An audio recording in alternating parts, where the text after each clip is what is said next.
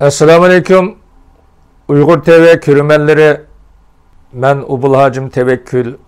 Biz bu videonu işleşninki sebebi bütün kırındaşlarınki bilgini dek bu İstanbul Türkiye'ninki her kaysi şehirlide yaşavatkan Uygur kırındaşlığımızdınki nüfus iltimas kılgan iltiması 3 yıldınkin red kegelliki bizni kattık üzmekte, bizi kaygıya sanmakta.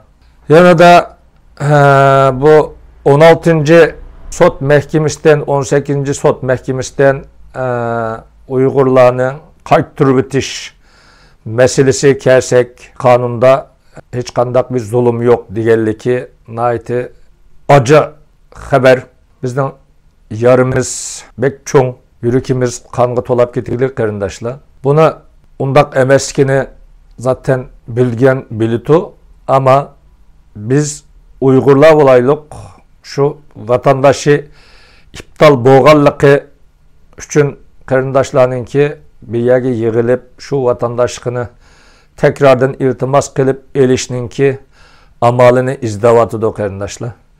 Hem hoşununla bir yol içiş şu karındaşlara vatandaşlık eliş ve ikameti iptal bulup ketken karındaşların ikametini Göç İdaresinden, İçişler Ministerliğinden yol menip şunu epirdiğen amalını kıtkan karındaşlığımızga iltimasım ve Uygur Türkiye Cumhuriyeti içinde gep sözü üterlik cemiyetlerimiz şu karındaşlarınki vatandaşı olan şu ikamet işini biraz olsama burun şununla bir aldırışını aldırıp şu işini halk bir işini şu vatanda zulüm yok dep mişeden kanunda ingi yolgu saldıgan ihtimal kanunu çıkargan zamanda bu kanundaki şeyi karta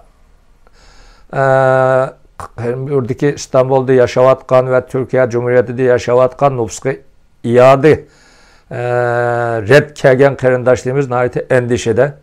Bu endişini biraz göndermek için vatandaşını almakı şart karındaşlığınınki bu Türkiye Cumhuriyeti'nin ketip başka ülkede yaşaydığın bir ihtimali yok.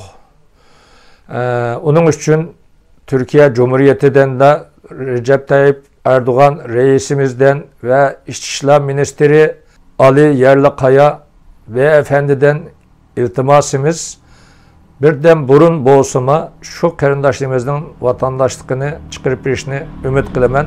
Karındaşlar bu vatandaşlığı iptal boğan karındaşlığımızdan ki dosyalıydın bir kısmı boşundak biz Ankara'ya berip Ankara'da milletvekilliğe sunduk.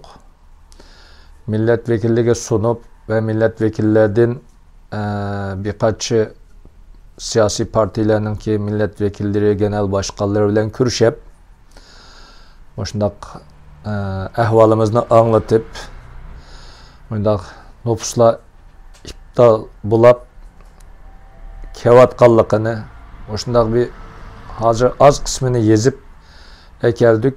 Keyine bunun devamı kilidu diyen asas da taşrupip söhbetleşip geldik. Yani milletvekillerime küçap yol menavatıdı karındaşlar.